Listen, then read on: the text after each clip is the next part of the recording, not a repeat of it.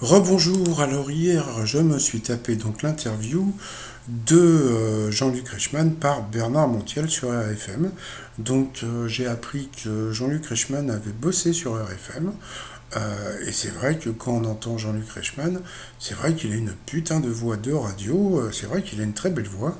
Et en plus, bon, les imitations, etc., c'est vrai qu'en voix off, il était vraiment top. Donc de ce côté-là, il n'y a rien à dire. Donc bon, bah, il était en promo. Donc bon, à partir du moment où il était en promo, donc là, il n'y a rien à dire sur la promo. Donc on a appris que Lola Dubini, c'était un bonbon.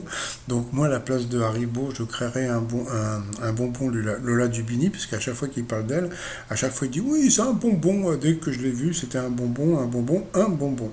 Donc voilà. Et puis il nous a parlé aussi de sa chienne, Donna, qu'il avait donc adoptée au refuge SPA d'Ajaccio et que donc bon comme vous le savez donc elle avait une tumeur, mais par contre le truc que je ne savais pas c'est que le veto voulait la piquer et que Jean-Luc Reichmann a dit mais il n'y a pas une autre solution, et l'autre solution c'était de lui couper la papate, et c'est ce qu'ils ont fait. Donc après donc il l'a intégré donc à Léo Mattei.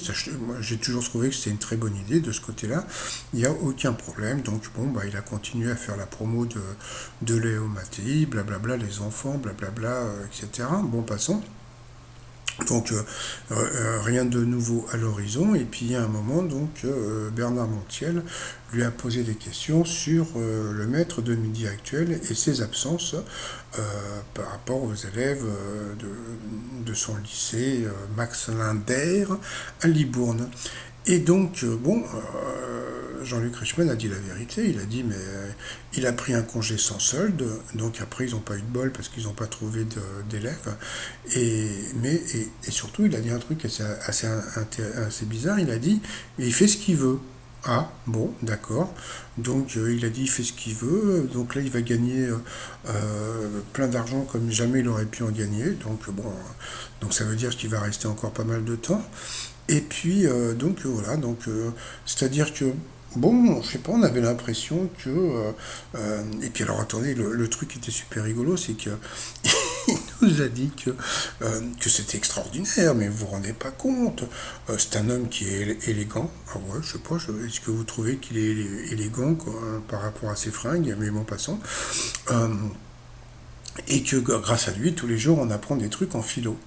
Ah bon? Alors, ou bien je n'écoute pas les 12 coups de midi, mais depuis 40 émissions, comment j'ai rien appris sur lui. Je pense que j'apprends plus en écoutant les grosses têtes sur RTL que en regardant les.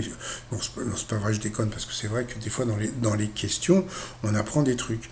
Mais là, avec le philo lolo, je suis désolé, on n'a rien appris quoi. Donc, il nous a parlé de deux trois trucs, mais bon, n'importe quel autre maître de midi aurait pu nous en parler. Donc bon, bah voilà. J'ai trouvé ça très bizarre, c'est-à-dire que d'un côté, on a l'impression qu'il y a Jean-Luc Reichmann, il y a un côté pile et un côté face. Donc il y a un côté mec bien, voilà, donc bon, avec, comment dire, de l'humanité, de plein de choses bien et tout. Et puis vous avez le côté animateur, et dès qu'il retombe dans son côté animateur, on a l'impression que ça redevient du pipeau, donc Dr Jekyll et Mr Hyde. Donc voilà, bon bah c'est pas grave, hein, c'est le jeu ma pauvre Lucette, comme je dis. Donc voilà, donc c'était, et je vais vous dire, entre Bruno et comment dire, l'interview, j'étais saoulé, j'ai pas l'habitude de regarder autant de trucs. Bon allez, je vous dis à tout à l'heure pour mon résumé des 12 coups de midi.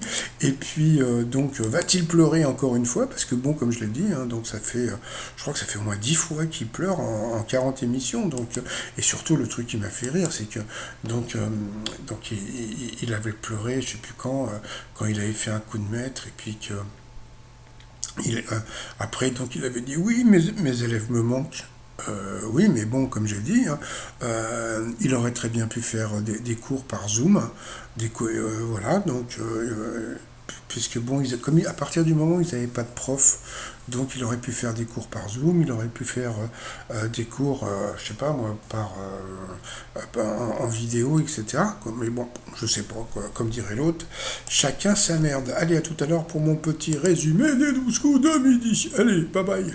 Je sais pas comment on dit bye bye en russe, là, parce que là, on sait jamais, hein.